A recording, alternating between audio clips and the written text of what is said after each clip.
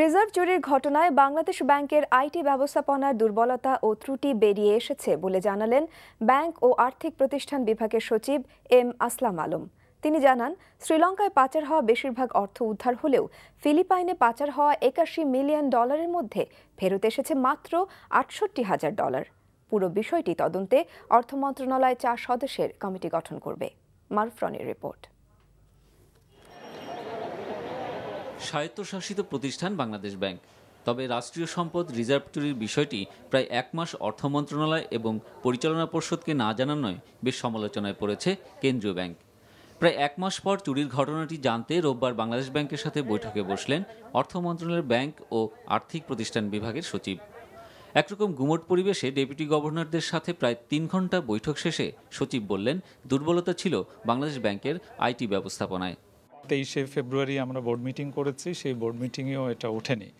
Audit কমিটিরও আমি 2টো meeting করেছি, এটাতে তারা বিষয়টা আনেনি। কেন করেনি সেটা জিজ্ঞেস করেছি, তো তারা এখন বলছে যে তারা ইনভেস্টিগেশন করে পুরো চিত্র নেওয়ার চেষ্টা করছে, সেই কারণে আমাদেরকে অবহিত। না, আমি সন্তুষ্ট হইনি। অবশ্যই আইটি নিরাপত্তার ঘাটতি ছিল বলেই এটা সম্ভব হয়েছে, এতে তো কোনো সন্দেহ নাই।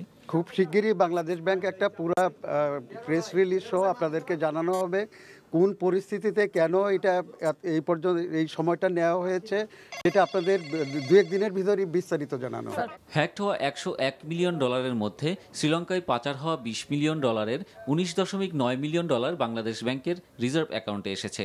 তবে ফিলিপাইনে পাচার হওয়া $81 মিলিয়ন মধ্যে মাত্র $68,000 ফেরত পাওয়া গেছে। বাকি টাকা ব্যাংকিং চ্যানেলে না থাকায় উদ্ধার হওয়া সময় সাপেক্ষ বলে মন্তব্য করেন সচিব।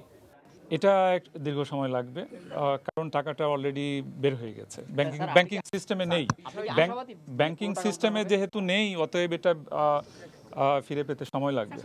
এখনো আমাদের পর্যালোচনা মানে রিভিউ পর্যায়ে আছে, আমরা এগুলো করছি এবং কিভাবে আগাবো সেটা প্রাথমিক আলোচনা তাদের সাথে হয়েছে, এবং সেটা আমাদের বোর্ড সহ সরকারের অন্যান্য অর্গান যেগুলো আছে সেগুলোর মাধ্যমে যদি করতে হয় আমরা যথাযথ প্রক্রিয়াতেই এগোবো। এ ঘটনায় মঙ্গলবার বাংলাদেশ ব্যাংকের পরিচালনা পর্ষদের জরুরি সভা ডাকা হয়েছে। মারুফ রনি, NTV নিউজ, ঢাকা।